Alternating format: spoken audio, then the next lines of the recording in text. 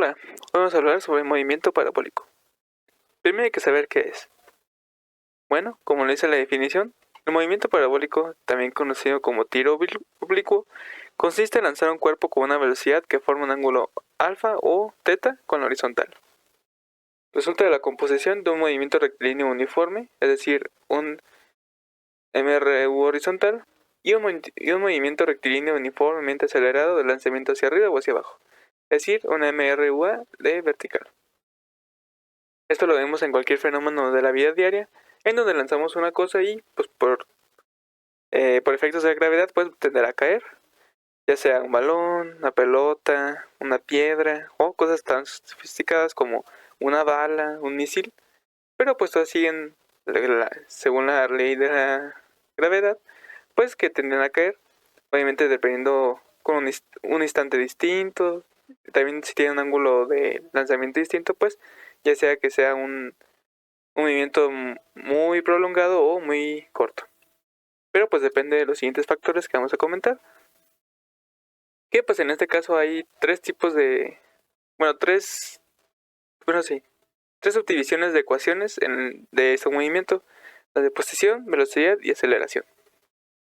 Para posición, pues como tiene sus dos componentes, tanto en el eje Y como el eje X, o eje vertical y horizontal, aquí vienen sus dos ecuaciones. Para el eje horizontal, es decir X, pues tenemos que se puede calcular con la velocidad inicial por el coseno del ángulo en el que fue lanzado por el tiempo en el que querramos. Y para el eje vertical es casi un poco de lo mismo. Es la posición inicial en Y más la velocidad inicial por el seno del ángulo por el tiempo menos un medio de la gravedad por el tiempo al cuadrado. Para la velocidad son casi iguales. La velocidad en X en cualquier instante es velocidad inicial por el coseno de θ. Si se fijan, aquí no está involucrado en ningún momento el tiempo o la posición, porque en este caso la velocidad en X siempre va a ser constante, no importa en qué punto del movimiento, siempre va a ser la misma. Y para el eje vertical, en cambio, si pide aquí velocidad inicial por el seno de θ menos la gravedad por el tiempo, porque sí depende mucho del tiempo en el que esté localizado nuestro objeto, ya que pues según su naturaleza del movimiento llegará a un punto en el que su velocidad será cero, que es cuando alcanza su altura máxima. Y pues para la aceleración tenemos que la aceleración en X pues es igual a cero, porque pues como tiene una velocidad constante nunca se va a acelerar. En cambio en el eje vertical la aceleración siempre va a ser la gravedad negativa, porque pues tenderá a caer y pues esto siempre será constante, nunca va a cambiar la aceleración en Y. Pues bien, con estas ecuaciones pues podemos pasar a un ejemplo, que en este caso nos dicen: se dispara un proyectil con una velocidad inicial de 80 metros sobre segundo y un ángulo de 30 grados por encima del horizontal, vaya. Hay que calcular la posición y velocidad después de los 6 segundos, el tiempo para alcanzar la altura máxima, es decir, este punto en H, y el alcance horizontal, es decir, hasta cuántos metros tienen que pasar para que toque el piso de nuevo. Pues bien, vamos con el inciso A y vamos a calcular primero la posición. Que pues usamos la fórmula de posición en el eje horizontal, que fue la que les mostré ahorita. Es decir, velocidad 0 por el coseno de θ por el tiempo. Pues bueno, si conocemos que la velocidad inicial es 80 metros sobre segundo y el ángulo es de 30 y nos piden en 6 segundos, pues queda directo, solo hay que sustituir los datos. Y eso nos da un total de 415.692 metros. Es decir, en algún punto de aquí que pasen 6 segundos, pues va a estar a 415.692 metros. Ahora, para calcular la velocidad, habíamos dicho que la velocidad tiene componente tanto en X como en Y. Pero pues si nos piden la velocidad total, hay que hacer la resultante. Entonces, primero vamos a calcular una por una. En este caso voy a calcular primero la velocidad del eje Y, que es con esta ecuación. Y igual, sustituimos los datos. 80 metros por el seno de 30 menos la gravedad 9.81 metros sobre segundo cuadrado por los 6 segundos que me piden. Y aquí me dice que es de menos 18.86 metros sobre segundo. Este símbolo negativo me quiere decir que en 6 segundos ya está cayendo. Es decir, ya pasó su trayectoria de subida, ya alcanzó su punto máximo, y a los 6 segundos en algún punto de aquí ya está cayendo, por lo mismo de que tiene esta velocidad negativa.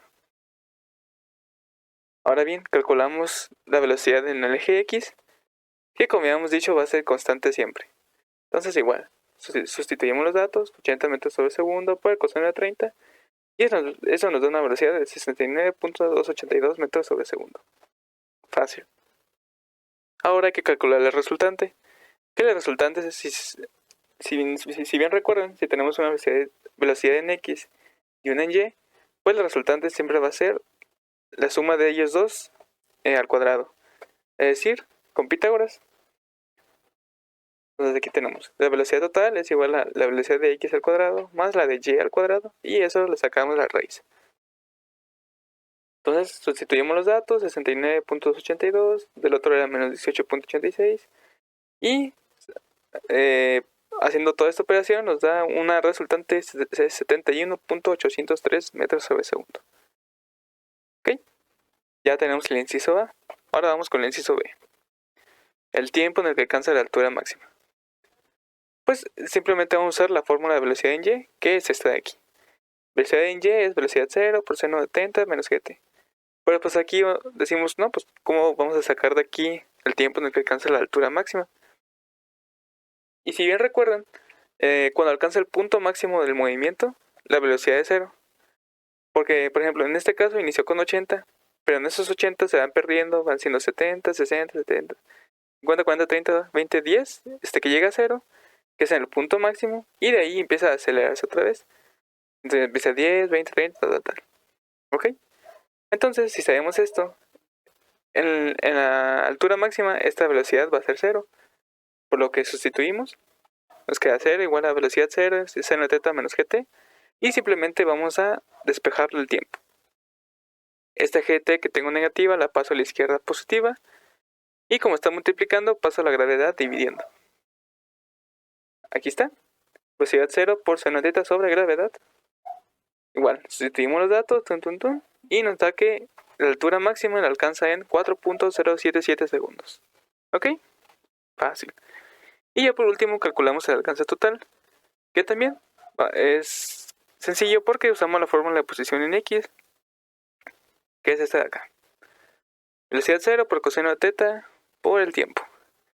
Digo, no tenemos un tiempo, pero sabemos que cuando alcanza la altura máxima es de 4.077 segundos, que es la mitad de su movimiento. Entonces, el tiempo final pues es 2 veces ese tiempo.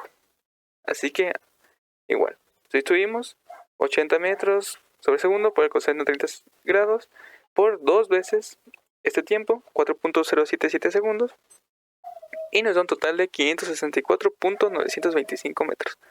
Que es decir, van a pasar 564 metros, bueno, casi 565, hasta que toque el piso otra vez. Y pues ya, como último, pues vamos a repasar los resultados. Nos da que en 6 segundos tiene una posición de 415.692 metros y una velocidad de 71.803 metros sobre segundo.